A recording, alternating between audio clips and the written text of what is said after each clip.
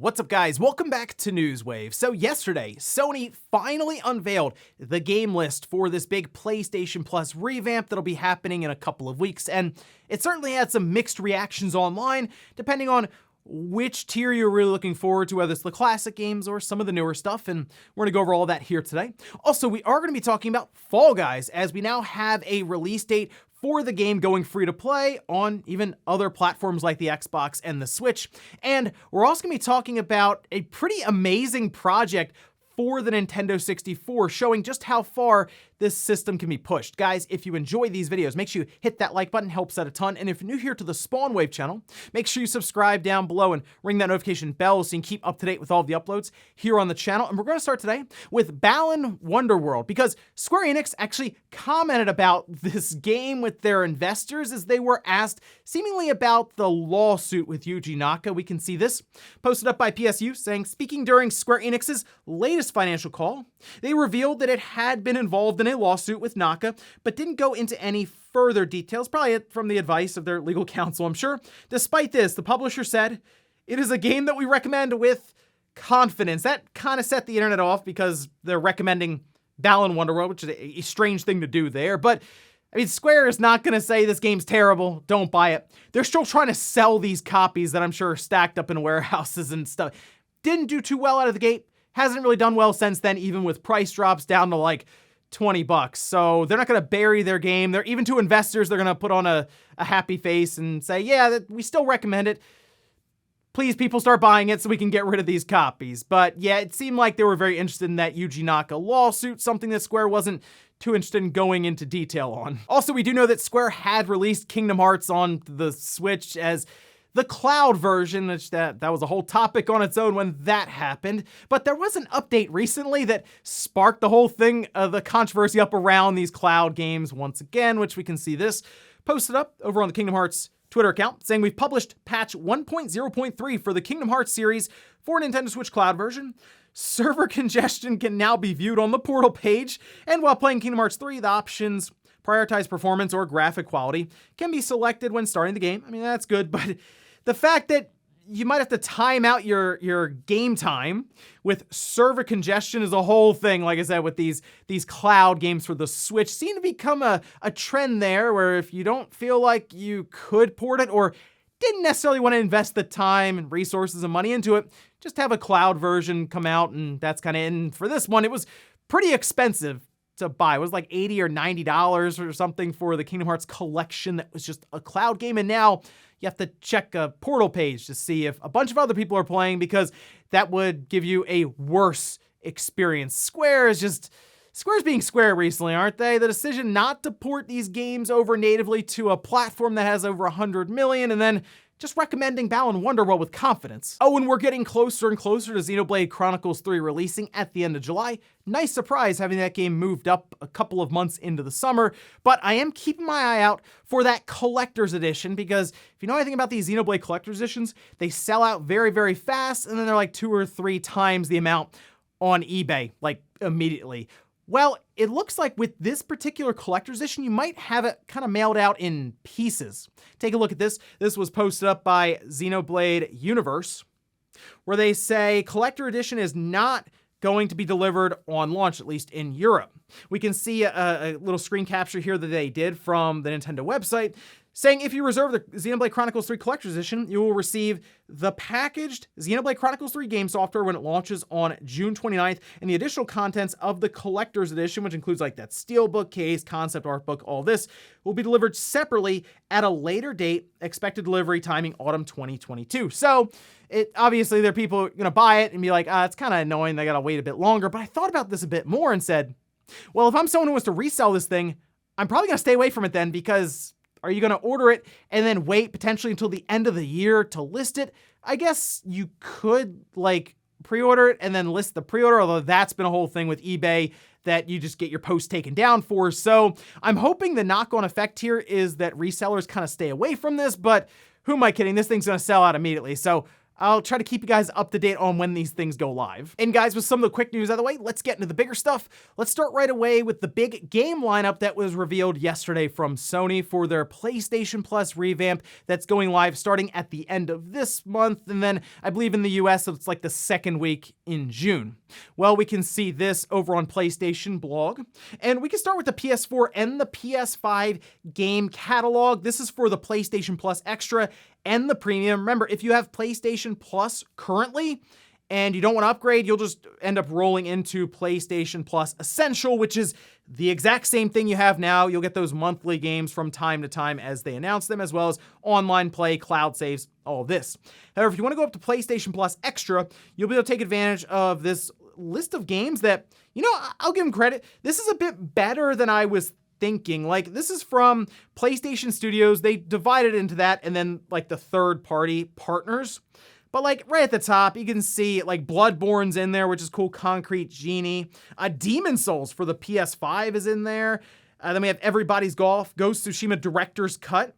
That's pretty good too. Gravity Rush 1 and 2 are both in there, which, I mean, there are several games in here that were on PlayStation Now. The only thing here is they have PS5 games. They didn't have those in PlayStation Now. But Gravity Rush 1 and 2, I know 1 in particular got kind of expensive if you look on eBay and stuff, so it's nice to have it thrown in here. And who knows, maybe people will try these games out now because it's being more publicized as opposed to PlayStation Now. You also have Infamous Second Son and First Light in there. Knack, I mean, that's probably worth the entire subscription service fee right there. Loco Roco 1 and 2, Marvel Spider-Man, and then Miles Morales, that, again, the PS5 version.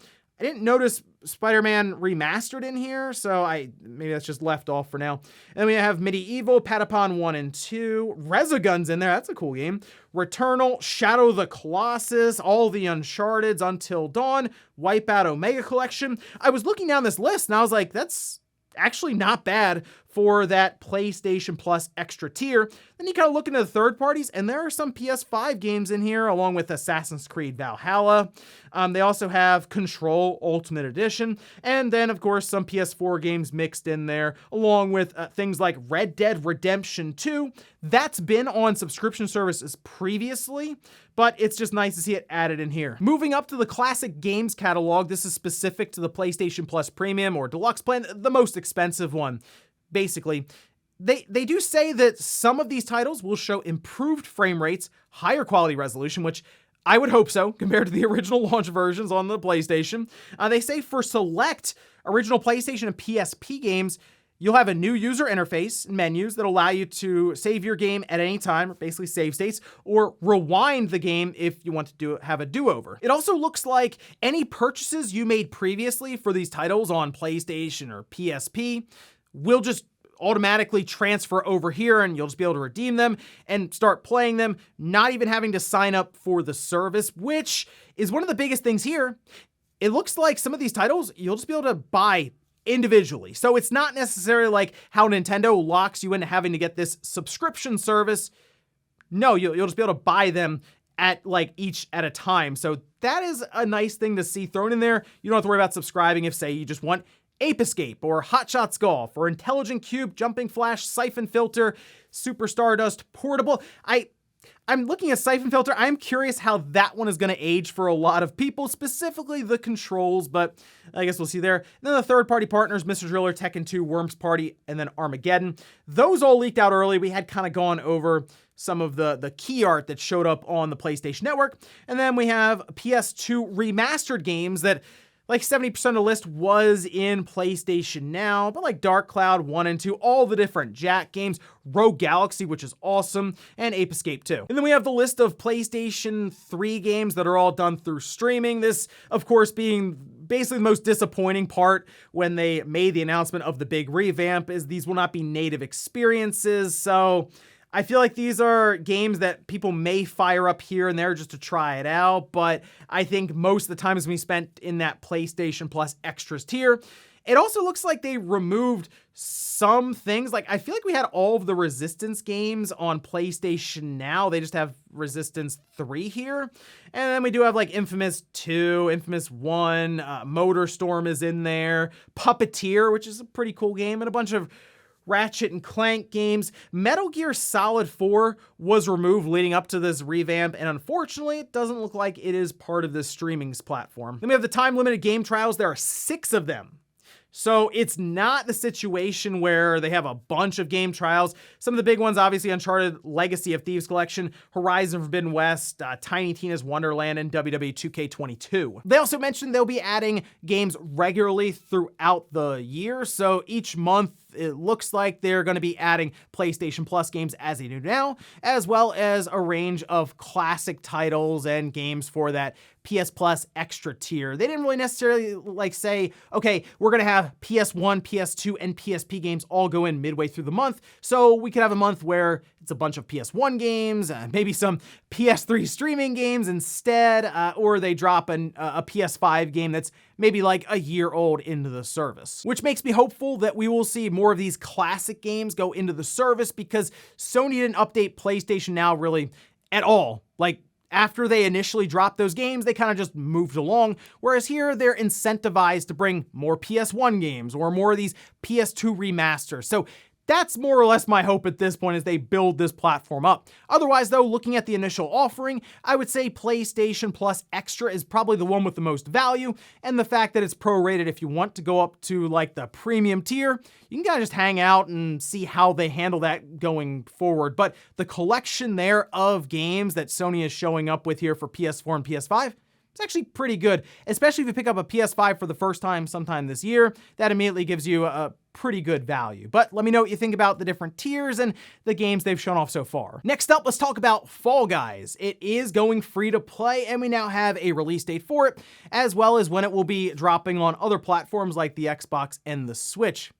It also appears like it's going to be delisted from Steam, which I guess makes sense because Epic clearly wants that as a big draw for the Epic Game Store on PC, so I guess that'll be its new home there. But we do have a full live stream trailer, everything they released, and we'll take a look at Eurogamer here, where they say Knockout Battle Royale game Fall Guys is going free to play from June 21st. Developer Mediatonic has announced additionally the shift in monetization model will coincide with the game's long-awaited release on Switch and Xbox, as well as the arrival of a new PlayStation 5 version and its debut on the Epic Games Store. They'll also be launching a new season, that just being Season 1 free-for-all. They say it'll include stacks of new challenges and rewards, and it looks like they're gonna have some compensation if you bought it when it first came out. I know it also launched on the PlayStation Plus immediately, but I'm sure there were plenty of people, especially on PC, who bought it as soon as it dropped because it was really, really popular there for a while. It seems to have died down a bit with its excitement and interest, but I'm assuming it shifting to this free-to-play model will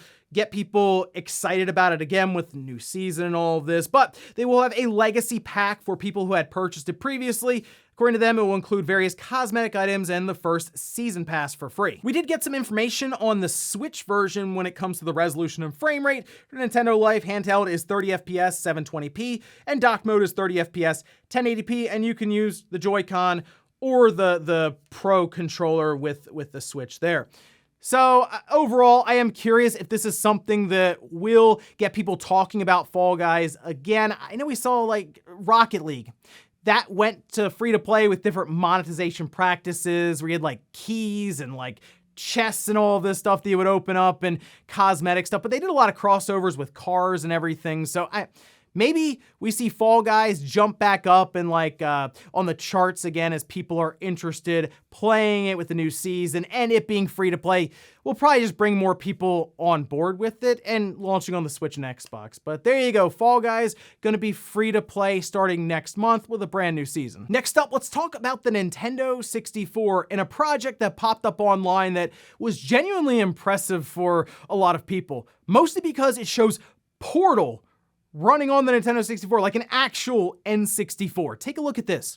This was posted up by James, and it is an entire video showcasing the core mechanic of Portal that we've had on the Xbox 360 and on PC and all of this, running on the 64-bit system. Sure, it doesn't look as good as obviously Portal now, but this would be the truest sense of a demake because it still keeps that core concept of shooting portals on the wall and running through them. You have like the cube there, and the part that really got me was when they went and started shooting a ton of portals to the point where they counted like 12 or 13 of them, and they looked completely down the row of portals, and it didn't skip a beat. Now, there's still some work to be done here. Obviously, they say it themselves in the video, like animation for the portal appearing, the particle effects of it. But I think the idea of Portal just functioning on a Nintendo 64 is impressive enough to a lot of people. And this is something that was posted up on GitHub. So like I should be able to just download it, put it on an EverDrive with like the SD card and load it up on my HDMI Nintendo 64.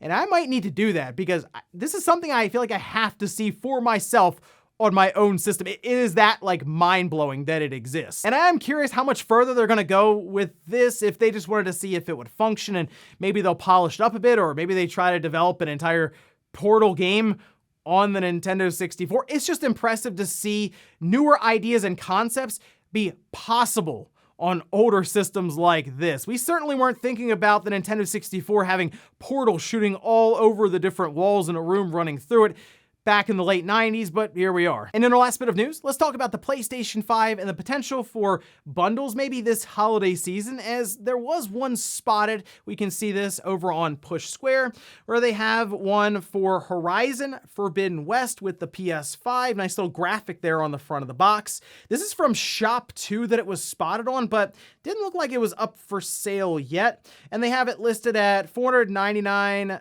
pounds.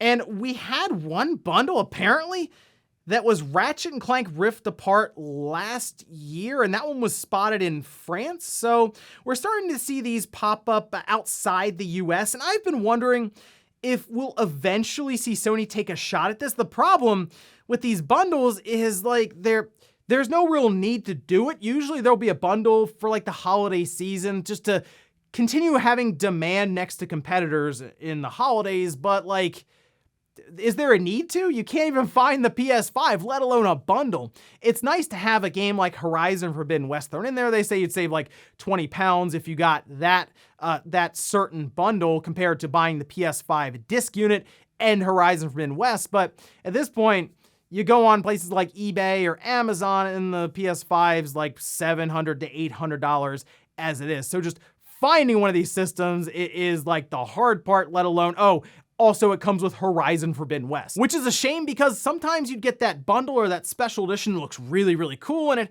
has the game in there. And now I'm thinking we might not see special edition PS5s for a while, although we did see that Xbox Series X Halo Edition system come out, so I guess it's something that could happen, but based on Sony's latest financial report, where they were only able to ship like 11.5 million last fiscal year, and they're shooting for 18.5 million, I don't even think they have like bundles on their mind where they change up the look of the PS5.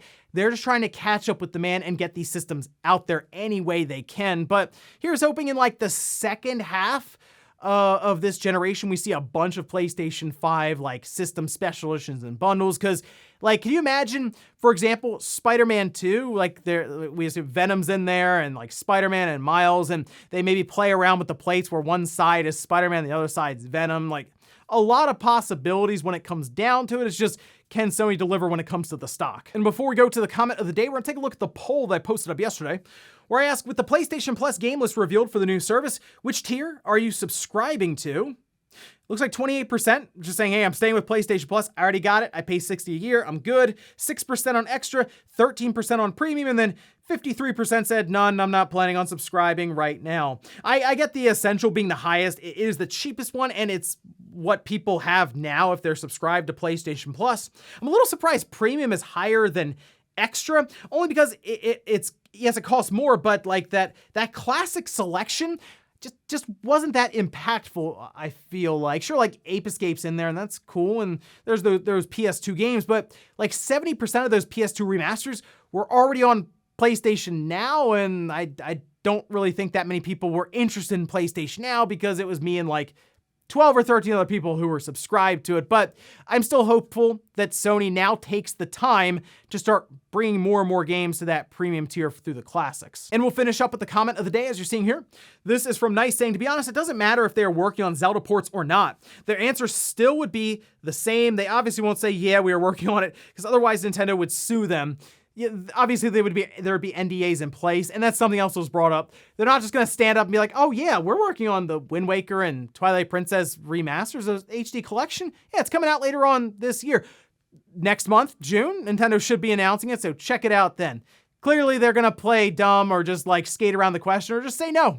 I don't know what you're talking about. Nintendo, who knows that? Who knows anything about that, right? Like, I never heard from them, but yeah, if they would be working on it, they would do it very quietly until it's ready to be revealed, or who knows, Nintendo might not need them since a lot of the work from SD to HD is already done for the Wii U. And ladies and gentlemen, that's gonna do it here for Newswave. If you enjoyed this video, guys, hit that like button. If not, hit the dislike. Leave comments down below about everything we talked about here. Today was the PlayStation Plus game lineup reveal. Are there any tiers you're looking at there? You're gonna kind of hang out and wait and see what else Sony has in store for the service. And then also, what about Portal on the Nintendo 64? Are you going to download it and try it out for yourself? Thanks guys for watching, and I'll see you next time.